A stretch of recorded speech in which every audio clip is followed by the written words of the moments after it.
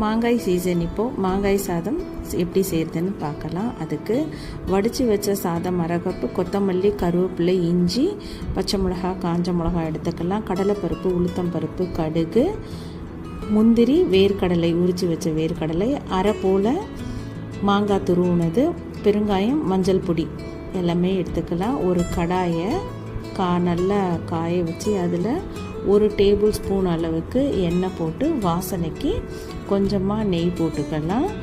நம்ம எடுத்து வச்சுருக்க கடலைப்பருப்பு, உளுத்தம்பருப்பு, கடுகு போட்டு கடுகு நல்லா வெடித்ததுக்கு அப்புறம் நம்ம எடுத்து வச்சுருக்க வேர்க்கடலை, முந்திரி போட்டு ரோஸ்ட் பண்ணிக்கலாம். இது ரோஸ்ட் ஆகின பிறகு நம்ம எடுத்து வச்சுருக்க இஞ்சி போட்டுக்கலாம்.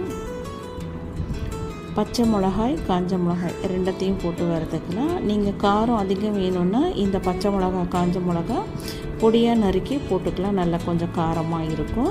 நம்ம துருவி வச்ச மாங்காயை போட்டுக்கலாம்.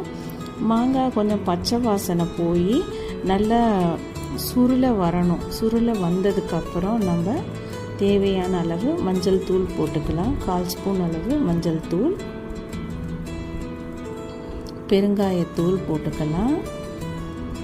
நம்ம எடுத்து வச்சுருக்க அரை கப் சாதம் போட்டுக்கலாம். போட்டு நல்லா கிளறி விட்டுட்டோன்னா நம்ம நினச்ச மாங்காய் சாதம் ரெடி. ரொம்பவே டேஸ்ட்டாக இருக்கும். லஞ்ச் பாக்ஸுக்கு ரொம்ப சூப்பராக இருக்கும். மாதா ஊட்டாததை மாங்காய் ஊட்டும்னு சொல்லுவாங்க. ஸோ மாங்காயில் நிறைய சத்துக்கள் இருக்குது. குழந்தைங்க விரும்பி சாப்பிடுவாங்க. இப்போ தேவையான அளவு உப்பு போட்டு நல்லா மிக்ஸ் பண்ணி கடைசியாக கொத்தமல்லி போட்டு மிக்ஸ் பண்ணி இறக்கிடலாம். லஞ்ச் பாக்ஸ் ரெசிபிக்கு சூப்பராக இருக்கும்.